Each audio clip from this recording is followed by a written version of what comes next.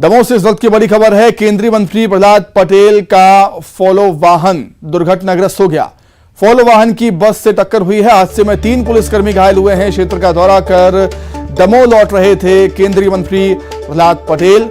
नरसिंहगढ़ चौकी चंपत पिपरिया के पास यह हादसा हुआ है। बस और पुलिस फॉलो वाहन के बीच टक्कर हुई है।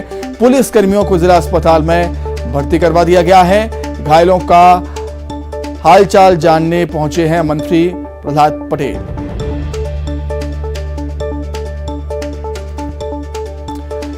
अधिक जानकारी के लिए हम बातचीत करेंगे। संवाददाता रचित दुबे जुड़ गए हैं फोन पर। रचित, क्या कुछ जानकारी है, किन परिस्थितियों में हादसा हुआ ये? जी सुमित, आपको बता दें कि केंद्रीय मंत्री प्रहलाद पटेल क्षेत्र का दौरा कर दमोह वापस लौट रहे थे। इसी दौरान एक बस ने उनके फॉलो वाहन को टक्कर मार दी, जिसमें 3 पुलिसकर्मी गंभीर रूप से घायल हुए हैं, जिन्हें दमोह जिला अस्पताल में भर्ती कराया गया है। उनका इलाज जारी है। मंत्री प्रहलाद पटेल भी घायल पुलिसकर्मियों का हालचाल जानने अस्पताल पहुंचे हैं। ये दमोह के नरसिंहगढ़ चौकी के चंपत पिपरिया गाँव के पास की घटना बताई जा रही है, जब केंद्रीय मंत्री प्रहलाद पटेल दौरा करके क्षेत्र का वापस दमोह लौट रहे थे। इस दौरान जो बुंदेलखंड रोडवेज की बस है, उससे फॉलो वाहन की टक्कर होना बताया जा रहा है। बिल्कुल, बस ड्राइवर से पूछताछ की होगी रचित। पुलिस ने उसका क्या कहना है, पुलिस का क्या कुछ कहना है? और गनीमत ये रही कि प्रहलाद पटेल पूरी तरह सुरक्षित है, उनके वाहन में कोई डैमेज नहीं हुआ। इस पूरे घटना क्रम में जो मंत्री प्रहलाद पटेल हैं वो पूरी तरह सुरक्षित हैं। उनके फॉलो वाहन में जो पुलिसकर्मी सवार थे, उनमें 3 पुलिसकर्मियों को चोटें आई हैं, जिन्हें में से उन्हें जिला अस्पताल में भर्ती कराया गया है। उनका इलाज जारी है। ठीक है रचित, बहुत शुक्रिया आपका तमाम जानकारी के लिए। मध्य प्रदेश में आगामी विधानसभा चुनाव में 200 सीटें जीतने का टारगेट लेकर चल रही बीजेपी अब पूरी तरह मिशन मोड में आ गई है। 2023 विधानसभा चुनाव में जीत के लिए शिवराज कैबिनेट ने मेगा प्लान बनाया है, जिसको लेकर सीएम शिवराज सिंह चौहान ने आज कैबिनेट की अहम बैठक बुलाई। इसमें 8 बड़े फैसलों पर मोहर लगाई गई है। क्या है वो फैसले, रिपोर्ट में देखें।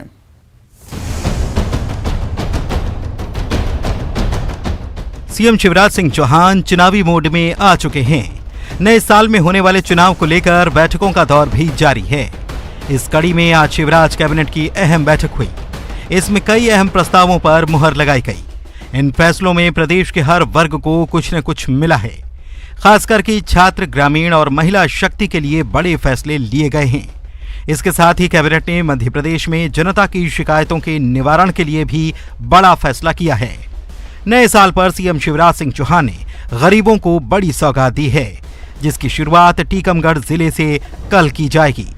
सीएम शिवराज सिंह चौहान उन गरीब भाई बहनों जिनके पास रहने की जगह नहीं है, उनको मुख्यमंत्री आवासीय भू अधिकार योजना के तहत निःशुल्क प्लॉट बांटेंगे। और कल टीकमगढ़ जिले से इन प्लॉट का वितरण प्रारंभ हो रहा है। कल 10,500 परिवारों को टीकमगढ़ जिले में अकेले भूखंड के पट्टे का वितरण होगा और लगभग 120 करोड़ रुपए की जमीन हम इनको बांटेंगे। और विशेष बात यह है कि पट्टा होगा पति पत्नी दोनों के संयुक्त नाम पे, पति भी पत्नी भी, और इस पे कोई प्रीमियम नहीं है, कोई भूभातक नहीं है, पूरी तरह से निःशुल्क है। तो अपने आप में ये उन गरीब बहनों और भाइयों को जिनके पास रहने की जगह नहीं बची, एक अद्भुत योजना है। चुनावी साल में बीजेपी ने नया प्लान तैयार किया है। बूथ विस्तार योजना पार्ट 2 लॉन्च करने की तैयारी की गई है। हर बूथ पर आईटी और सोशल मीडिया को मजबूत किया जाएगा। हर बूथ पर पन्ना और प्रमुख पन्ना समिति भी बनाई जाएगी। अब हमने कार्य विस्तार योजना में यानी विस्तारक योजना का पार्ट 2 हमारा प्रारंभ हो रहा है। प्रत्येक बूथ पर मजबूती के साथ तो मैदान में उतरे ही हैं। तकनीक के दौर में जैसे हमने डिजिटल बूथ बनाया था, इसी प्रकार से हम सुगोष का हमारा अभियान, प्रत्येक बूथ पर सोशल मीडिया आईटी के नौजवानों का हम प्रशिक्षण 1070 मंडल में कर रहे हैं। और आईटी के क्षेत्र में आज मध्य प्रदेश पूरे देश के अंदर भारतीय जनता पार्टी में अग्रणी स्थान पर हमारी टीम की जो मेहनत है उसके आधार पर हम काम कर रहे हैं। एमपी कांग्रेस के प्रभारी जेपी अग्रवाल ने बीजेपी पर पलटवार किया है। उन्होंने कहा कि बीजेपी के नेता कमलनाथ से डरे हुए हैं, क्योंकि जब कमलनाथ मुख्यमंत्री बने थे तब उन्होंने हर वर्ग के लोगों के लिए काम किया था। परेशान है बीजेपी। उनकी प्रॉब्लम यह है, उन्हें मालूम है कि 2018 में कमलनाथ जी मुख्यमंत्री बन गए थे, कांग्रेस की सरकार बनी थी। इन्होंने खरीद फरोख्त जोड़ तोड़ करके किसी तरह सरकार गिरा दी, तो ये कमलनाथ जी से डरे हुए तो हैं ही। नवंबर 2023 में एमपी में विधानसभा का कार्यकाल खत्म हो रहा है। नवंबर से पहले चुनाव होने की संभावना है। सभी राजनीतिक पार्टियां अपनी अपनी तैयारियों में जुट गई हैं। बीजेपी का प्लान है कि इस साल के आखिर में होने वाले एमपी विधानसभा चुनाव में जीत हासिल कर 2024 के लोकसभा चुनाव की प्रचंड शंखनाद करें। Bureau report, news 18। Madhya Pradesh की सियासी लड़ाई अब ओबीसी पर आई, क्योंकि मध्य प्रदेश में ओबीसी समुदाय की हिस्सेदारी 50% से ज्यादा है। इसलिए सभी सियासी दल उनको साधने में जुट गए हैं। इसी कड़ी में कांग्रेस 5 जनवरी को 17 में ओबीसी महासम्मेलन करने जा रही है।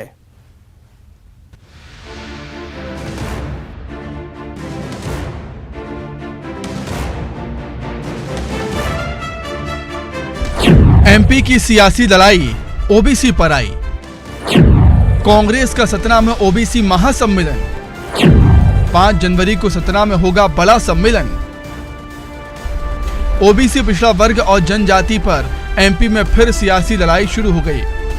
एमपी कांग्रेस अब ओबीसी वर्ग को साधने के लिए सतना में 5 जनवरी को ओबीसी महासम्मेलन करने जा रही है, जिसमें कमलनाथ सहित तमाम बड़े नेता शामिल होंगे। इस सम्मेलन में आरक्षण समेत तमाम मुद्दों पर चर्चा होगी। ओबीसी को साधने की कोशिश बीजेपी कह रही है, कितना भी साध लें 15 महीने की सरकार में तो आरक्षण दिला नहीं पाए, तो अब क्यों आपके झांसे 27% आरक्षण बीजेपी भूल जाती है, कांग्रेस पार्टी ने दिया है। तो जितने आज़ादी से लेके आज तक, बाबा साहब अम्बेडकर के संविधान से लेके आज तक जो भी लोगों को आरक्षण के तहत सुविधा दी है वो कांग्रेस पार्टी ने दी है। और तो और जो सवर्ण वर्ग है उनको भी 10% का अगर आरक्षण दिया है सवर्ण वर्ग के गरीबों को, तो कमलनाथ जी की कांग्रेस सरकार ने दिया है। ओबीसी सम्मेलन के जरिए कांग्रेस रीवा संभाग की 22 सीटों को साधने की कोशिश करेगी। रीवा संभाग की 22 में से महज 3 सीटें ही साल 2018 के चुनाव में कांग्रेस जीत पाई थी। इसके अलावा शहडोल संभाग के अनूपपुर में कांग्रेस की 2 सीटें हैं, जबकि शहडोल और उमरिया में उसके पास एक भी सीट नहीं है। इस सम्मेलन के जरिए कांग्रेस रीवा, शहडोल, उमरिया की विधानसभा सीटों पर भी फोकस कर रही है। एमपी में ओबीसी समुदाय की आबादी करीब 50% है। इसके बावजूद इस समुदाय को केवल 14% आरक्षण मिलता है। आबादी के अनुपात में तो ये कम है। ओबीसी को 27% आरक्षण देने की मंडल कमीशन की सिफारिशों से भी काफी कम है। राज्य सरकार ने हाईकोर्ट में खुद ही माना है कि राज्य की करीब आधी आबादी ओबीसी है और उन्हें 14% आरक्षण मिलता है। 2019 में कांग्रेस की कमलनाथ सरकार ने इसे बढ़ाकर 27% किया, तो कोर्ट ने तत्काल इस पर रोक लगा दी। एमपी के गृह मंत्री अमित शाह ने ओबीसी आरक्षण को लेकर कांग्रेस पर तंज कसा। कहा कि ओबीसी के साथ धोखा कांग्रेस ने किया है। ये ओबीसी वर्ग बहुत अच्छे से जानता है। पहले शगुफा छोड़ा था, फिर महाधिवक्ता भी खड़े नहीं हुए, हाईकोर्ट से इस्ते करा दिया। ये शिवराज सिंह चौहान की सरकार है। प्रदेश के लोग जानते हैं, हमारे 3 मुख्यमंत्री हुए अभी तक जो ओबीसी वर्ग से आए। ओबीसी के साथ में जो धोखा कांग्रेस ने किया था, ये ओबीसी वर्ग बहुत अच्छी प्रकार से जानता है। किस तरह से उन्होंने एक शगुफा छोड़ा अपनी सरकार में और फिर महाधिवक्ता तक खड़े नहीं हुए हाई कोर्ट में और स्टे करवा दिया। ओबीसी धोखा कभी भूल नहीं सकता है। ये शिवराज सिंह जी की सरकार है। प्रदेश के लोग जानते हैं कि हमारे 3 मुख्यमंत्री हुए अभी तक और तीनों ही ओबीसी वर्ग से आए, चाहे माननीय उमा भारती जी हो, चाहे माननीय बाबूलाल गौर जी हो, चाहे माननीय शिवराज सिंह चौहान। कांग्रेस तो शुरू से ही इनके जो सोने का चम्मच मुंह में लेके पैदा हुए हैं इन लोगों की पार्टी। मध्य प्रदेश में विधानसभा चुनाव में ओबीसी को साधने का सभी सियासी पार्टियां प्लान बना रही हैं। यही वजह है कि मध्य प्रदेश में एक तरफ बीजेपी जनजाति विकास पर मंथन करेगी, तो दूसरी ओर कांग्रेस ने ओबीसी महासम्मेलन बुलाया है। Bureau report, news 18। छत्तीसगढ़ नए साल के साथ ही चुनावी साल में कदम रख चुका है। बीजेपी ने तो पिछले साल ही बड़े बड़े आंदोलन कर चुनाव में उतरने का ऐलान कर ही दिया था। अब कांग्रेस भी नए साल की शुरुआत के साथ ही अपनी शक्ति प्रदर्शन शुरू कर दिया है। कांग्रेस ने पहली बार रायपुर में आदिवासी आरक्षण विधेयक पर जन अधिकार महारैली निकाली, जिसमें कांग्रेस ने दावा किया है कि इसमें 1 लाख कार्यकर्ता और समर्थक शामिल हुए।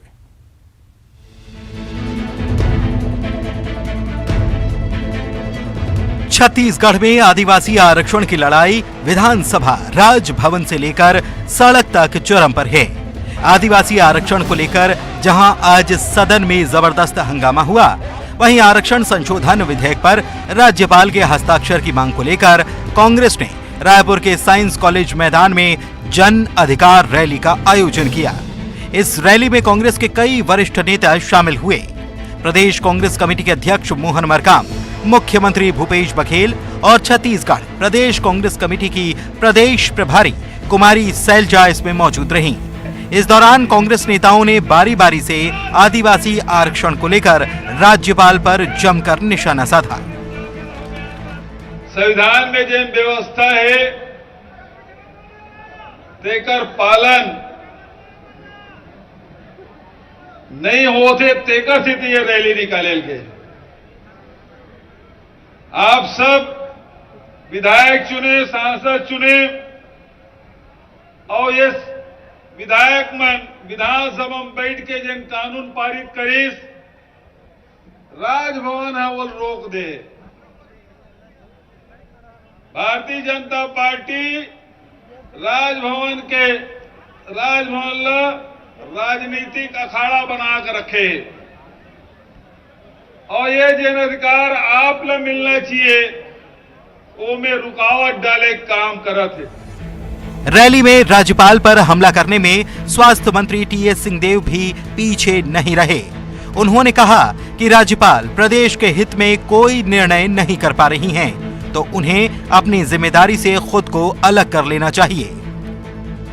राज्यपाल महोदया विधानसभा से, कैबिनेट से सर्वसम्मति से पारित किए हुए निर्णय पर अगर निर्णय नहीं ले पा रही, न हाँ में न ना में, तो उनको अपनी जिम्मेदारी के इस पद से अपने आप को अलग कर लेना चाहिए। छत्तीसगढ़ के साथ अन्याय नहीं होना चाहिए। वहीं जन अधिकार रैली को संबोधित करते हुए संसदीय कार्य मंत्री रविंद्र चौबे ने कहा, राज्यपाल यदि अपने पद का निर्वहन नहीं कर पा रही हैं, तो राज्यपाल को अपना पद छोड़ देना चाहिए। छत्तीसगढ़ में अपन अधिकार के लिए कौन सीमा तक जाही, एक बारे में अभी आदरणीय टीएस महाराज बोली से जो हमार संवैधानिक अधिकार के रक्षा नहीं कर सके, बोला अपन पद में बने रहे के अधिकार बिल्कुल नहीं है। वहीं आरक्षण विधेयक पर हस्ताक्षर को लेकर कांग्रेस के 12 से ज्यादा विधायक राजभवन पहुंचे। महामहिम राज्यपाल महोदय से प्रतिनिधि मंडल मिलकर माननीय राज्यपाल महोदय से आग्रह और निवेदन किए हैं। छत्तीसगढ़ के हित में जो आरक्षण विधेयक जो छत्तीसगढ़ की पवित्र सदन में पास किया गया, उस विधेयक पर हस्ताक्षर हो, उस पर त्वरित निर्णय हो, हमने निवेदन किया है। महामहिम राज्यपाल ने भी हमें आश्वासन दिया है कि हम जरूर जल्दी से जल्दी हर पहलुओं पर विचार करके हम निर्णय लेंगे, ऐसा आश्वासन दिया है। वहीं बीजेपी ने आरक्षण विधेयक को लेकर कांग्रेस पर तंज कसा है और कांग्रेस पर सियासत करने का आरोप भी लगाया है। छत्तीसगढ़ में इस साल होने वाले विधानसभा चुनाव को लेकर सियासत चरम पर है। प्रदेश के मुख्य विपक्षी पार्टियां कांग्रेस और बीजेपी आदिवासी आरक्षण को लेकर आरोप प्रत्यारोप की राजनीति कर रही हैं। Bureau report, news 18। 9 राज्यों में विधानसभा चुनाव होने जा रहे हैं। इनमें मध्य प्रदेश भी शामिल है और चुनावी साल में कांग्रेस ने 2019 में जबरदस्त सुर्खियां बटोरने वाले मध्य प्रदेश के हनी ट्रैप कांड के तार फिर छेड़ दिए। इस बार तो नेता प्रतिपक्ष गोविंद सिंह, बीजेपी नेता, विधायक, मंत्रियों के साथ साथ आरएसएस के नेताओं को भी लपेटे में लेते हुए उन्होंने कहा है कि अश्लील सीडी बीजेपी के नेताओं की, मंत्रियों की हमारे पास है। देखें रिपोर्ट।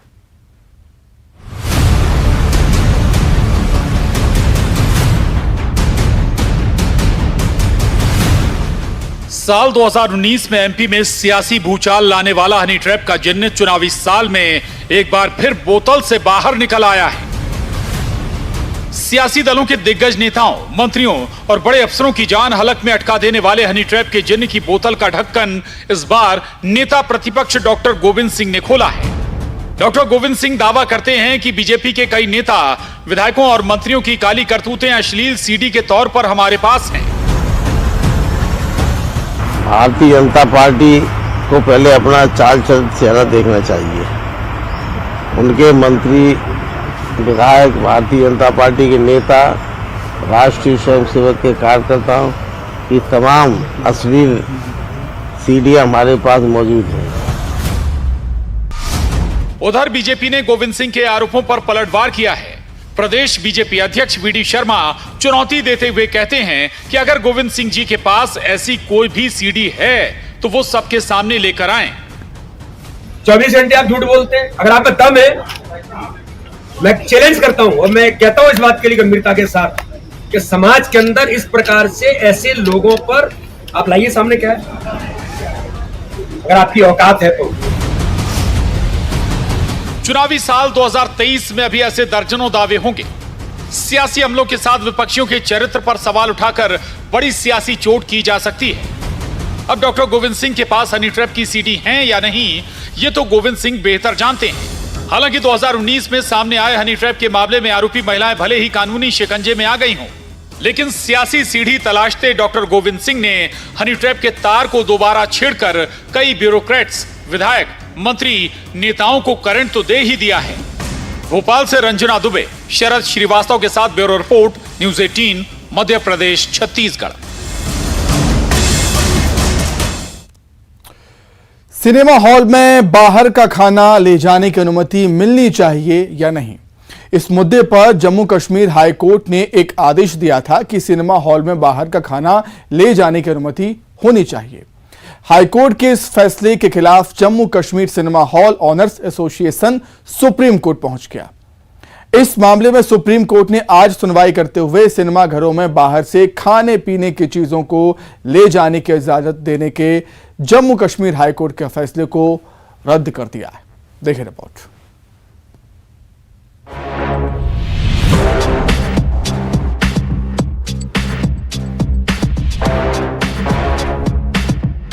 सुप्रीम कोर्ट ने सिनेमा हॉल के अंदर खाने पीने की चीजों की बिक्री को लेकर अहम फैसला सुनाया। कोर्ट ने सिनेमा घरों में बाहर से खाने पीने की चीजों को ले जाने की इजाजत देने के जम्मू हाई कोर्ट के फैसले को रद्द कर दिया। सुप्रीम कोर्ट ने कहा कि सिनेमा हॉल के अंदर खाने पीने की चीजों की बिक्री के लिए नियम और शर्तें तय करने के लिए हॉल प्रबंधन पूरी तरह से हकदार है। एक फिल्म देखने वाले के पास सिनेमा घरों के अंदर उपलब्ध खाद्य और पेय पदार्थों को खरीदने या नहीं खरीदने का विकल्प होता है। सुप्रीम कोर्ट ने सुनवाई के दौरान कहा, सिनेमा हॉल जिम नहीं है जहां आपको पौष्टिक भोजन चाहिए, वह मनोरंजन की जगह है। सिनेमा हॉल प्रबंधन की निजी संपत्ति है। दरअसल जम्मू कश्मीर हाईकोर्ट ने अपने आदेश में बाहरी खाना पीना हॉल में ले जाने की इजाजत दी थी। अब सुप्रीम कोर्ट ने इसे रद्द करते हुए कहा कि इस आदेश को सुनाते हुए हाईकोर्ट ने अपने अधिकार क्षेत्र का उल्लंघन किया है।